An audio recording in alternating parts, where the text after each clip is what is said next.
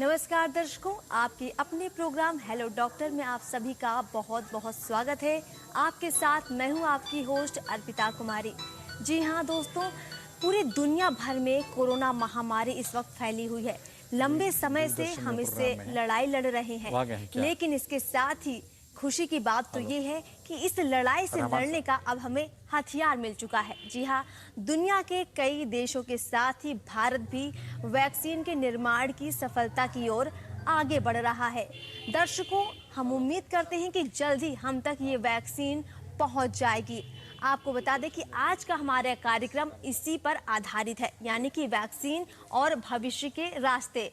तो आपको बता दें दर्शकों, आज का कार्यक्रम फोन इन कार्यक्रम है। आप हमें फोन करके कोरोना से जुड़े जो भी आपके सवालात हैं, आपके जहन में जो भी सवाल उठते हैं कि कोरोना की वैक्सीन किस तरीके से आप तक पहुंचेगी, कैसे आप कोरोना से बचाव कर सकते हैं, और अगर आपको कोरोना हो चुका है तो आप कैसे ठीक हो सकते हैं। तो इस तरह के तमाम जो सवाल आपके मन में हैं, आप हमसे पूछ सकते हैं, क्योंकि आज हमारे साथ स्टूडियो में मौजूद हैं डॉक्टर संजीव कुमार। आपको बता दें कि डॉक्टर संजीव कुमार पटना एम्स में हैं, कार्डियक सर्जरी के विभागाध्यक्ष हैं, इसके साथ ही कोविड-19 के नोडल अधिकारी हैं। डॉक्टर संजीव, बहुत बहुत स्वागत है आपका हमारे खास कार्यक्रम में। और दर्शकों, डॉक्टर संजीव आपके तमाम सवालों के जवाब तो देंगे ही, लेकिन इसके साथ ही चर्चा करेंगे और हम बात करेंगे भविष्य के बारे में कि कैसे हम कोरोना जैसी महामारी से लड़ाई लड़ें, और जो लगातार हमारे देश के साथ ही विदेश में जो लोग हैं वो इस महामारी से जूझ रहे हैं, वहाँ किस तरीके से वैक्सीन बन रही है, लोगों तक पहुँच रही है, इसके साथ ही भारत में क्या तैयारी है, हम तक कब तक पहुँचेगी, इन तमाम चीज़ों पर आज हम चर्चा करेंगे। तो डॉक्टर साहब, सबसे पहले मैं तो यही सवाल आपसे लेना चाहूंगी कि जो हम वैक्सीन की बात कर रहे हैं, कई देशों ने वैक्सीन का निर्माण कर लिया है, भारत भी लगभग कोवैक्सीन बना चुका है या बनाने की ओर अग्रसर है, लगभग ये प्रक्रिया पूरी होने वाली है। तो कितनी ये कारगर साबित होगी, हम आम लोगों तक ये कब तक पहुंचेगी? जी, कोरोना के विरुद्ध जो लड़ाई है स्वास्थ्य कर्मी की, हमारे भारत सरकार के स्वास्थ्य मंत्रालय की तरफ से, उसे सही अंजाम देने के लिए वैक्सीन का होना बहुत ज़रूरी है। हम प्रथम दिन से ही जान रहे हैं कि कोरोना पर विजय तभी पाया जा सकता है जब वैक्सीन इसकी उपलब्ध हो जाएगी। और जैसा कि आपने बताया कि भारत में वैक्सीन पे काम बहुत ही आगे बढ़ चुका है, और भारत बायोटेक ने जो कोवैक्सीन बनाया है, जिसे Indian council of medical research ICMR के निर्देशन में, के गाइडलाइंस में ये ट्रायल फेज़ में है, और ट्रायल 1 और 2 पूरी हो चुकी है, और हम ट्रायल 3 लगभग उसके को ख़त्म करने पर पहुंच चुके हैं। ट्रायल 3 के टारगेट पूरे हो चुके हैं, और जैसे ही ट्रायल 3 का एनालिसिस हो जाएगा, तब ICMR और सरकार इसके पब्लिक में यूज़ की अनुमति दे देगी। और जैसे मैं बता दूं कि ये वैक्सीन बन के तैयार है जी, और वैक्सीन की ही ट्रायल चल रही है जी। और जैसे ही अनुमति बनेगी, इसके कई करोड़ डोज देश में बन के तैयार हैं, और इसकी जो कोल्ड चेन मेंटेनेंस की, रख रखाव की प्रक्रिया है, उस पर भी पूरा वर्कअप हो चुका है जी। और जैसे ही सरकार की अनुमति मिलेगी, ICMR का क्लियरेंस मिलेगा, ये वैक्सीन जनता के लिए जल्द ही उपलब्ध हो जाएगी। जी बिल्कुल। इस वक्त एक दर्शक हमें फोन कर रहे हैं जी, बहुत बहुत स्वागत है आपका जी। हम चाहेंगे सबसे पहले आप अपना नाम बताएं और अपना सवाल पूछें। मैम, हम आकांक्षा बोल रहे हैं छत्तीसगढ़ से। जी जी, कहिए। सर नमस्ते। सर, हमको ये पूछना है कि हमारे अंकल को कोविड हुआ था, अब वो ठीक हो गया है। ठीक होने के बाद उन्होंने रिपीट करवाया सर ये CT स्कैन चेस्ट का, तो सर उसमें यानी कोरोना ठीक हो गया ये तो लिखा है सर, पर अब COPD चेंजेस लिखे हैं, और साथ में हार्ट के बारे में लिखा गया है कि mild atherosclerotic calcified plaques are seen in arch of aorta. Sir, उनकी एज अभी 60 साल है, वैसे उन्हें सांस लेने में या कोई और तकलीफ तो नहीं है। तो सर, ये जो प्लाक बताया गया है आओर्टा में, सर इसका कुछ करना है या इसको ऐसे ही छोड़ देना चाहिए? इसके लिए प्लीज कुछ बताएंगे क्या? जी देखिए, आपने जो अपने अंकल के बारे में बताया, ये जानकारी महत्वपूर्ण इसलिए है कि इससे पोस्ट कोविड होने के बाद जो कोविड से आदमी ठीक हो जाते हैं तो पोस्ट कोविड क्या क्या चेंजेज आती है और हमें किन चीज़ों की सावधानी बरतनी है, ये इस पर चर्चा हो सकती है। क्योंकि लोगों को ये मालूम होना चाहिए, और आपने बताया भी कि कोविड हो जाने के बाद, ठीक हो जाने के बाद भी इसके आफ्टर इफेक्ट शरीर के कई अंगों में होते हैं। जैसे लंग्स, उसमें सबसे इम्पोर्टेंट है फेफड़ा या खून की नलियाँ। तो आपने जो बताया कि आपके सीटी स्कैन में उसने दिखाया है कि लंग में प्रॉब्लम है, तो ऐसी जो फाइंडिंग्स है वो काफ़ी दिनों तक आती रहेगी। और जो एथेरोस्क्लेरोटिक चेंजेस एओर्टा में आई है, तो ये कोविड जो है हमारे ब्लड वेसल्स को भी अफेक्ट करती है। सबसे ज़्यादा ये थ्रोम्बो इम्बोलिटिक फिनोमिनन होती है, जिसमें कि अगर खून के नली के अंदर में खून के थक्के जम जाते हैं, क्लॉट्स हो जाते हैं, और वो वहाँ से निकल के दूसरे जगह पे जाते हैं, किसी अंग में चले गए, जैसे फेफड़ों में गए या हार्ट में गए या ब्रेन में गए, तो वहाँ पर परेशानियाँ पैदा करते हैं। वहाँ स्ट्रोक या हार्ट अटैक या ब्रेथलेसनेस, इसकी समस्या आती है। और आपकी जो बताया कि 50 साल उम्र है और एथेरोस्क्लेरोसिस है, तो हो सकता है कि एथेरोस्क्लेरोसिस इनको पहले से थोड़ी बहुत हो और कोविड के कारण इनके एंडोथेलियल जो भीतरी परत होता है आर्टरी का, उस पर नुकसान पहुंचा हो और इनको प्रॉब्लम आती है। तो ऐसे में डॉक्टर से मिलके जो ब्लड थिनर दवाइयाँ हैं और जो एंटी कोलेस्ट्रॉल कम करने की दवाइयाँ हैं, ये इनको लेनी चाहिए। बिल्कुल, मतलब कि कोरोना अगर आपको हो गया है और आप ठीक भी हो चुके हैं, उसके बावजूद भी आप में जो परेशानियां हो सकती हैं, तो आपको डॉक्टर के पास जाना चाहिए। डॉक्टर साहब, एक और दर्शक हमारे साथ जुड़ चुके हैं। जी, बहुत बहुत स्वागत है आपका। अपना नाम बताइए और सवाल पूछिए। मैं लोकेश सुपौल डिस्ट्रिक्ट बिहार से। जी जी, कहिए। मैम, मैं ये पूछ रहा था, जैसे गाँव तक वैक्सीन पहुंचाने की बात हो रही है, जी जी, तो मैं ये जानना चाह रहा हूँ कि हमारे डिस्ट्रिक्ट में कब तक वैक्सीन उपलब्ध हो जाएगी। जी सर, ये जानना चाह रहे हैं इनके जिले में कब तक वैक्सीन पहुंच जाएगी। किस जिले से बोल रहे हैं आप? मेरी आवाज जा रही है आप तक? शायद बिहार से ही बोला जी, बिहार से ही है। हाँ। तो बताइए। देखिए, मैंने पहले ही बताया कि अभी हमारा कोरोना वैक्सीन का फेज 3 ट्रायल करीब समाप्ति पर है, और इसकी जैसे ही एनालिसिस हो जाएगी तो भारत सरकार और आईसीएमआर इसकी अनुमति देगी लोगों को चलाने के लिए। दूसरी संभावना है कि इमरजेंसी अप्रूवल भी गवर्नमेंट सरकार दे सकती है। कुछ वैक्सीन जो लगभग ट्रायल फेज पार कर चुके हैं विदेशों में और दूसरे देशों में लग रही है, उसकी अनुमति भी मिल सकती है। तो दोनों केस में वितरण की प्रणाली का अध्ययन हो रहा है और उस पर कार्य चल रहा है कि जैसे ही परमिशन मिलेगी, कोल्ड चेन मेंटेन करते हुए देश के करीब हर एक हिस्से में, हर एक जिले में ये वैक्सीन पहुंच जाएगी। यानी कि जैसे पूरे देश में जब एक साथ वैक्सीन पहुंचेगी, लोगों को मिलेगी, तो इसके साथ ही इनके जिले में भी इनको वैक्सीन मिल जाएगी, पहुंच जाएगी। तो बस ट्रायल का खत्म होने दीजिए, सरकार की अनुमति आने दीजिए। लेकिन यहाँ पर एक सवाल और भी है कि जैसे कहा जा रहा है कि सबसे पहले इसमें उन लोगों को वैक्सीन दी जाएगी जैसे डॉक्टर्स हैं, सुरक्षाकर्मी हैं, तो सबसे पहले इन लोगों को, जो बुजुर्ग हैं, इन लोगों को वैक्सीन दी जाएगी। तो जो आम लोग हैं, जैसे युवा हैं और या फिर और कोई रोजगार करते हैं, काम करते हैं, उन लोगों को कब तक मिलेगी? कहीं ना कहीं मुझे लगता है इनका ये भी सवाल है। मैडम, आपने जो प्रायोरिटी बताई, जी, तो मैं आप बताइए, ये सारे आम लोग हैं। जी जी, चाहे वो सुरक्षाकर्मी हो, चाहे चिकित्सा कर्मी हो, तो ऐसा नहीं है कि ये आम जन से किसी को अलग किया गया है। जी, ये जो ज्यादा ससेप्टेबल हैं, जिनको सबसे ज्यादा संक्रमण का खतरा है, जी, जिसको हम लोग बोलते हैं फ्रंट लाइन वर्कर। जी, जी, एक ये जो कोरोना है, जो कोविड के अगेंस्ट लड़ाई, एक योद्धा की लड़ाई, एक युद्ध बिल्कुल है। बिल्कुल, जी, तो सबसे आगे इसमें स्वास्थ्य कर्मी हैं, बिल्कुल, सुरक्षा कर्मी हैं, क्योंकि अस्पताल और लोगों को घर पे भी रहने का सारा प्रबंधन, समाज का प्रबंधन, चाहे लॉकडाउन हो, उन्होंने किया है। जी, फिर जो इनसे जुड़े हुए और सेवाएं हैं, जैसे कि तकनीकी दृष्टि से मीडिया कर्मी भी जी, जी, लोगों के बीच रहते हैं, जी, और जो और ससेप्टेबल है, जो कि 50 से ज्यादा उम्र के लोग, वैसे जिनको कि कुछ कोमॉर्बिडिटी हो, कुछ बीमारियां पहले से हो, जिनसे कि इम्यूनिटी कम होती है, जैसे कि हार्ट की डिजीज, जैसे कि डायबिटीज, जैसे कि ब्लड प्रेशर, जैसे कि किडनी की बीमारी, जैसे कि कैंसर, जैसे कि फिर और भी इम्यून सप्रेसिव ड्रग्स पे कुछ लोग रहते हैं। तो वैसे लोगों की सूची तैयार हो रही है।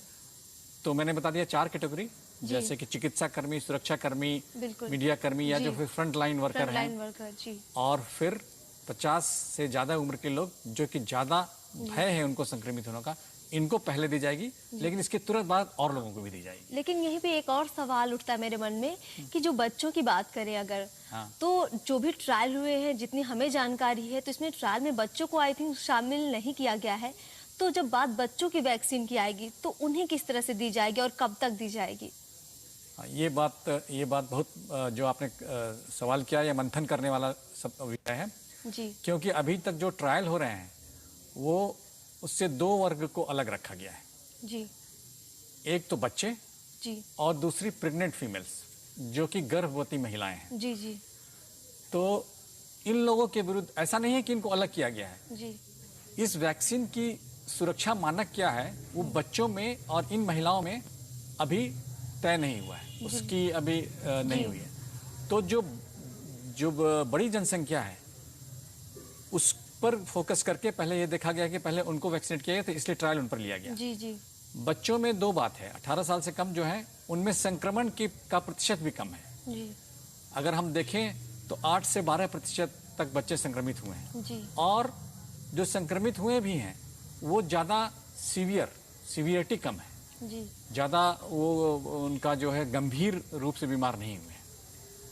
हाँ, ये जरूर है कि जो बच्चे संक्रमित हुए दूसरे को संक्रमित कर सकते हैं। जी जी तो इसलिए ये रखा गया है कि जब ये ट्रायल का फेज खत्म हो जाएगा, जब 18 साल से ऊपर वाले को में हम निश्चिंत हो जाएंगे कि इन्हें वैक्सीन देना है और उनको सुरक्षा हो जाएगी, तब फिर बच्चों और प्रेग्नेंट वुमेन पर इसका जांच किया जाएगा। ये दूसरे फेज में। हाँ, लेकिन इसमें बच्चों की बात करें तो स्कूल बच्चे जा रहे हैं, कहीं ना कहीं स्कूल खोल दिए गए हैं।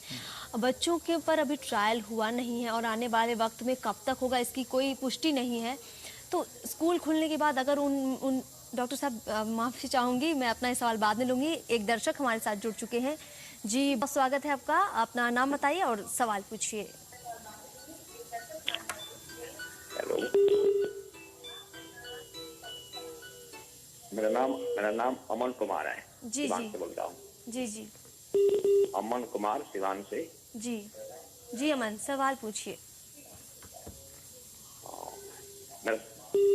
मेरा सवाल है कि जो कोरोना का जो दवा आ रहा है, जी ये दवा देने का तरीका क्या होगा? क्या करने के बाद इसको ड्रॉप की तरह पिलाया जाएगा कि सुई दिया जाएगा? जी जी बिल्कुल, डॉक्टर साहब ये पूछना चाह रहे हैं कि जो वैक्सीन है क्या ये ड्रॉप के रूप में होगी या फिर इंजेक्शन लगाया जाएगा, किस तरीके से ये हमारे बॉडी में पहुंचाई जाएगी? बिल्कुल जी हाँ, ये जानकारी तो होनी चाहिए। ये सारे वैक्सीन जो है इंजेक्शन के रूप में है, और एक आदमी को 0.5 ml मतलब आधा ml या सीसी, आधा सीसी इंजेक्शन मांसपेशियों में लगाया जाएगा, जिसे हम इंट्रामस्कुलर इंजेक्शन बोलते हैं। तो बाहों में हर एक व्यक्ति को 0.5 ml इंजेक्शन लगाया जाएगा। इसकी 2 डोज लगेगी जी। एक पहली डोज जिस दिन लगेगी उससे 28वें दिन दूसरी डोज लगेगी। मेरा सवाल इसी सवाल से जुड़ा हुआ है कि जिन लोगों को कोरोना हो चुका है और वो इस बीमारी से लड़कर ठीक भी हो चुके हैं, उनको भी क्या इसी प्रकार वैक्सीन दी जाएगी आने वाले वक्त नहीं। में? अभी जो है, एक मैंने बताया 2 ग्रुप हैं जिनको भी वैक्सीन देने की बात नहीं हो रही। एक गर्भवती महिलाएं, दूसरी 18 साल से कम के बच्चे, और तीसरा जिनको कोरोना हो चुका है और वो ठीक हो चुके हैं, जी उनको ये वैक्सीन अभी नहीं देंगे हम लोग। क्योंकि कोरोना होने के बाद अगर ठीक हो गए हैं, इसका मतलब है कि उनकी एंटीबॉडी बन चुकी है, जी। तो वो रिलेटिवली सुरक्षित है। तो उनको किस तरह से दी जाएगी, इसकी क्या तैयारी है? अभी तक जो शोध है, जो हमारे जो स्टैटिस्टिक है, उसमें ये देखा गया है कि ऐसे लोग 6 महीने से लेकर 12 महीने तक इनकी एंटीबॉडी बनी रहती है। जी तो 6 महीने के बाद उन लोगों की एंटीबॉडी जांच करेंगे, जी और एंटीबॉडी एक मानक से ऊपर होगा, सुरक्षित मानक से ऊपर होगा, तब तो वैक्सीन नहीं दी जाएगी। जी सुरक्षित मानक से कम होगा तो दी जाएगी। जी, यानी कि जिन लोगों को कोरोना हुआ है और वो ठीक भी हो चुके हैं, तो उन्हें हड़बड़ाने की ज़रूरत नहीं है।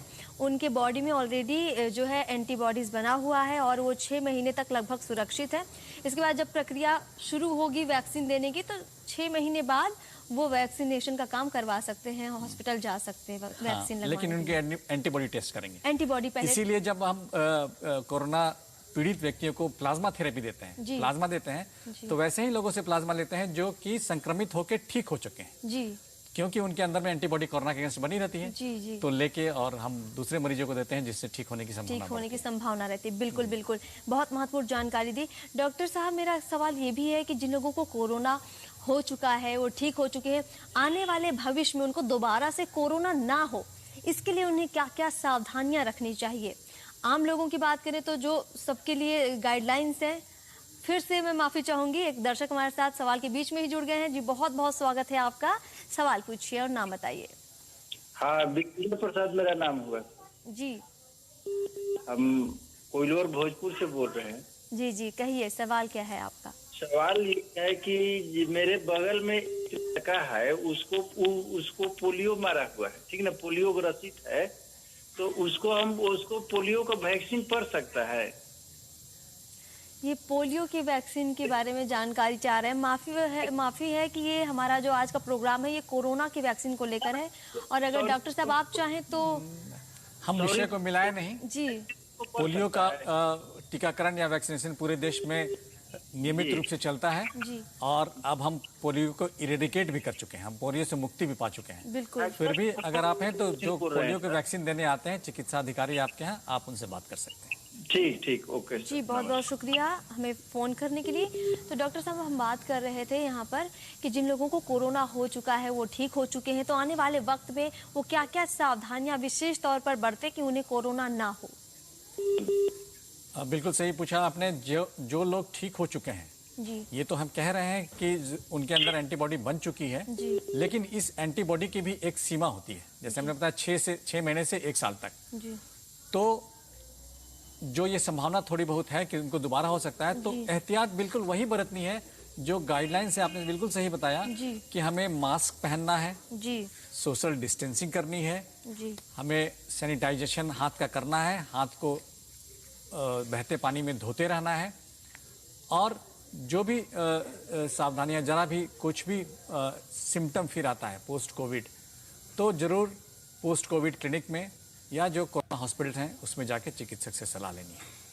और सावधानी बिल्कुल कम नहीं करनी है, ये निश्चिंतता कि बिल्कुल लापरवाह जैसे बहुत लोग दिख बिल्कुल। रहे हैं। जिन हाँ। लोगों को अभी कोरोना नहीं भी हुआ है, हम देखते हैं कि कई लोग मास्क नहीं पहन रहे हैं, भीड़ भाड़ में जा रहे हैं, अब हाथ भी उतना देखते हैं कि लोग नहीं धोते हैं, और पहले हर किसी के हाथ में एक सैनिटाइजर दिखता था, तो अब ये चीज़ कम हो रही, तो कैसे लोग इसको हल्के में लेने लग गए हैं, लापरवाह हो रहे हैं। तो आप हमारे दर्शकों को ये संदेश दीजिए कि वो इससे अभी भी उतने ही सतर्क रहे जितना वो पहले थे। बिल्कुल बिल्कुल सही कहा आपने। अभी बिल्कुल ढिलाई बरतने की आवश्यकता नहीं है। जी ये देखा गया है आमतौर पर शहरों में या दूर इलाकों में भी कि लोग बड़े निश्चिंत हो गए हैं, जी और इसको हम निश्चिंतता नहीं मानते, इसको हम लापरवाही या अज्ञानता मानते हैं। अभी बिल्कुल ये ज़रूरत है, क्योंकि आप देखिए पिछले 8-10 महीनों में सरकार की तरफ से जो कदम उठाए गए, जो बताया गया गाइडलाइंस, लोगों ने इसका पालन किया, तभी आके हम स्थिति में पहुंचे हैं कि हम कोरोना पर एक हद तक काबू पा सके हैं। लेकिन अभी भी हमने विजय नहीं पाई है, इरेडिकेशन नहीं हुआ है। तो ऐसे में बिल्कुल ढिलाई नहीं करनी है। मास्क जब भी घर से बाहर निकलें, जब भी लोगों के बीच में जो है मास्क जरूर पहने, 2 गज का डिस्टेंस, 2 गज की दूरी, जो श्लोक जो बना हुआ है ये चर्चा की 2 गज की दूरी है बहुत ज़रूरी, इसका पालन करना है। और कहीं भी बाहर से आने में कोई सतह छूने से हाथ को जरूर धोना है। अगर हम ऐसा करते रहेंगे तभी कोरोना पर विजय पाएंगे, नहीं तो ये डिजीज जो है आज भी हमें बहुत सारे केस मिल रहे हैं, छोड़ेगी नहीं, स्ट्रेन बदल जाएगी, म्यूटेशन हो जाएगा। इसलिए ये सावधानी बहुत जरूरी है। ना ही इसमें अपने को शर्मिंदा महसूस करना है, या बहुत लोग खासकर युवा वर्ग बोलते हैं क्या मास्क क्या पहनना है, हम तो ऐसे ठीक है, हमें थोड़ा ही होगा। ये भावना बिल्कुल नहीं होनी चाहिए। कहीं ना कहीं लोगों को लग रहा है कि अब वैक्सीन आने वाली है, लापरवाही दिखा रहे हैं। बिल्कुल लापरवाह मत हो, क्योंकि ये भी जानकारी आ रही है कि कोरोना का नया स्ट्रेन सामने आया है। ब्रिटेन में सामने आ चुका है, भारत में भी पहुंच चुका है। तो डॉक्टर साहब, ये जो नया स्ट्रेन आया है 16 कंट्रीज के साथ ही भारत में भी ये पहुंच चुका है, और जैसा कि जानकारी है कि कुछ लोगों को हो भी चुका है। तो हमारी क्या तैयारी है और कैसे अब और सतर्क रहने की जरूरत है? ये समाचार बिल्कुल सही है कि कुछ लोग जो यूके इंग्लैंड से यात्रा करके आए हैं हिंदुस्तान में, उसमें ये नई स्ट्रेन पाई गई है और करीब करीब 114 लोग संक्रमित पाए गए कल तक, जी, जिनको कि आइसोलेट किया गया है। और देश के विभिन्न वायरोलॉजी लैब में जब टेस्ट किया गया तो 7 लोगों की तो पुष्टि हो चुकी है जो कि दूसरे स्ट्रेन से संक्रमित हैं, जो इंग्लैंड में है। तो ये चीज़ सतर्कता की ओर हमें हमारे कदम को और मजबूती से बढ़ाने की ज़रूरत है। और ज़्यादातर अभी संभावना ये है कि जो विदेश यात्रा करके आएंगे उन्हीं के द्वारा ये आ सकती है। तो अगर हम उनका क्वारंटाइन करें, उनसे दूरी बना के रखें, उनको आइसोलेट करें और हम लोग अपने में आपस में भी एहतियात बरतें, तो हो सकता है कि इस पर भी हम काबू कर लें और नया स्ट्रेन हमारे यहाँ नहीं है। जी बिल्कुल। और जिस तरह से हम लगातार बात कर रहे हैं, चर्चा कर रहे हैं कि आने वाले वक्त में जो है कोरोना समाप्त नहीं होगा, बल्कि लगातार इसके नए नए रूप सामने आ रहे हैं, इसलिए और भी ज़्यादा सावधानी बरतने की ज़रूरत है।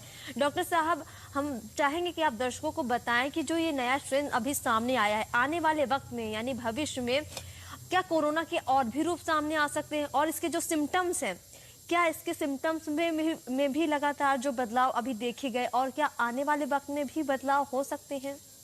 संभावना तो है, क्योंकि ये जो कोरोना वायरस है, हम सब जानते हैं कि इसमें म्यूटेट करने की, इनके म्यूटेशन होने की प्रवृत्ति ज़्यादा होती है। जी। जब से ये शुरू हुआ, इसके स्ट्रेन कुछ कुछ अंतराल पर बदलते रहे हैं। जी। और अभी जो दूसरा स्ट्रेन आया है, ये उस देश से आया है जहाँ से इसका ओरिजिन नहीं हुआ है। अगर हम लोग ये माने तो कोरोना का ओरिजिन एशियाई देशों से हुआ है, खासकर चीन से। और ये जो स्ट्रेन दूसरा आ रहा है वो यूरोप में आया है, इंग्लैंड में। बिल्कुल बिल्कुल। तो स्ट्रेन बदलने की संभावना तो है, क्योंकि जो जेनेटिक कोडिंग होती है वो चेंज कर जाता है। तो जब हम जेनेटिक स्टडी करते हैं, क्रोमोसोम की स्टडी करते हैं, तब पता चलता है कि इसमें चेंज आया है। जी। लेकिन अभी तक है इसकी जो सिम्टम्स हैं और ये रोग की जो विध्वंसात्मक क्षमता है, वो करीब करीब वैसे ही है। जी, मैं आपको बीच में रोकना चाहूंगी। एक दर्शक हमारे साथ जुड़ चुके हैं। जी, बहुत बहुत स्वागत है आपका। अपना नाम बताइए और सवाल पूछिए। जी जी, मेरा नाम अम्बुज सिंह है। जी जी, सवाल क्या है आपका? हमारा ये सवाल है कि जिनको कोविड हो चुका है उनको क्या दोबारा होगा? अभी तो हम लोग इस पर चर्चा कर चुके हैं अम्बुज जी। जिनको कोविड कर चुके हैं उनका दोबारा होने की 6 महीने से 1 साल तक संभावना बहुत कम है। लेकिन फिर भी कुछ केस ऐसे आए हैं जिनको कि दोबारा संक्रमण हुआ है, लेकिन चांसेस कम है। अगर हम एहतियात बरतते रहें तो ज़्यादा संभावना नहीं है। जी, बहुत बहुत शुक्रिया हमें कॉल करने के लिए, हमसे जुड़ने के लिए। डॉक्टर साहब, जैसे इन्होंने बहुत ही महत्वपूर्ण सवाल किया कि कहा जा रहा है कि जिन लोगों को कोरोना हो चुका है, दोबारा 6 महीने तक लगभग उनको नहीं होगा, नहीं होने की संभावना है। लेकिन सावधानी जरूरी है। तो आप ये भी बताइए दर्शकों को कि जिस तरह से नया स्ट्रेन सामने आ रहा है, जिन लोगों को कोरोना हुआ है, क्या ये जो नया स्ट्रेन सामने आ रहा है, अगर उनको दोबारा से कोरोना होता है तो उनके लिए कितना घातक साबित होगा? क्योंकि जिस तरह से वैक्सीन बन रही है, निश्चित तौर पर जो नया स्ट्रेन होगा उस पर उतनी कारगर साबित नहीं होगी। क्या ये सही बात है? इसमें 2 चीज है। आपने बताया कि आपने पूछा जी कि दोबारा होगा तो वो क्या ज्यादा घातक होगा। जी। अभी तक जो स्टडी है, इंग्लैंड की स्टडी भी है और भी, ये 2 दूसरे स्ट्रेन से संक्रमण हुए हैं, वो ज्यादा घातक नहीं है। ओके। उनकी जो ट्रांसमिशन की क्षमता है वो फैलते हैं जल्दी जी, लेकिन ज्यादा घातक नहीं होते। उनकी मोर्टेलिटी रेट जो है, जो पहले वाले स्ट्रेन से है, उससे ज्यादा नहीं है। जी जी। तो एक तो ये चीज हुआ, लेकिन इसका मतलब नहीं इसको हम हल्के में लें। जी बिल्कुल। दूसरा है कि वैक्सीन, तो मैं बताऊं कि हमारा जो देश में बना वैक्सीन है, भारत बायोटेक का जो कोवैक्सीन, जिसकी ICMR के अंतर्गत देश के 22 सेंटर्स में ट्रायल चल रही है, एम्स पटना भी उसमें से एक है जी। वो किल्ड वैक्सीन है। तो किल्ड वैक्सीन के कुछ फायदे होते हैं जो लाइव एटीन्यूएटेड वैक्सीन या दूसरे सिर्फ प्रोटीन से वैक्सीन जो बनते हैं, जी, उससे पता है कि वो पूरे वायरस की जो मारक क्षमता है उसको खत्म कर दी जाती है। जी जी और उस वायरस को ही वैक्सीन के थ्रू लोगों में दिया जाता है। जी जी तो ये जो एंटीबॉडी बनती है जी जी वो जो वायरस के अंदर में जो प्रोटीन होती है, जो न्यूक्लिक एसिड होती है, जी दोनों उसमें रहती है। जी। तो एंटीबॉडी बनती है, उसमें पूरी एंटीबॉडी होती जी। है। तो ये उम्मीद है कि दूसरी जो स्ट्रेन होगी उसके अगेंस्ट भी ये कारगर होगा। बिल्कुल बिल्कुल। लेकिन कुछ वैक्सीन ऐसे हैं जो कि हमारे देश में भी नहीं है, जो सिर्फ वायरस के प्रोटीन को एटीन्यूएट करके बनाते हैं, तो उसमें हो सकता है कि वो एक ही स्ट्रेन पे काम करे। बिल्कुल बिल्कुल। तो अभी इसमें मतलब कहीं ना कहीं थोड़ी सी संभावना है कि ये उतनी कारगर नहीं होगी, लेकिन फिर भी हम उम्मीद कर सकते नहीं, हैं। हमारे देश में जो बनी है कोवैक्सीन वो जरूर कारगर जरूर होगी दूसरे कारगर स्ट्रेन में। होगी। जी। और भी दूसरे वैक्सीन जैसे फाइजर की वैक्सीन जो आ रही है, जी जी और ऑक्सफोर्ड की वैक्सीन, वो लोग भी क्लेम कर रहे हैं कि उनका भी दूसरे स्ट्रेन पर भी कारगर होगा। डॉक्टर साहब, एक दर्शक हमारे साथ जुड़ चुके हैं जी। बहुत बहुत स्वागत है आपका। नाम बताइए और अपना सवाल पूछिए जी। हाँ, मेरा नाम गौरव कुमार है, हम पटना से ही बोल रहे हैं। हाँ जी गौरव जी, पूछिए सवाल।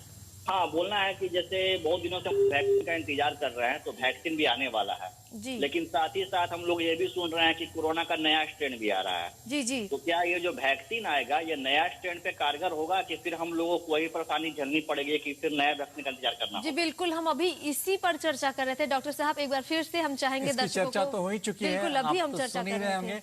कि अभी जो हमारे देश में कोवैक्सीन है बन के आ रहा है, जिसकी ट्रायल चल रही है, जी। ये पूरी उम्मीद है कि दूसरे स्ट्रेन के अगेंस्ट भी ये कारगर होगी। जी बिल्कुल।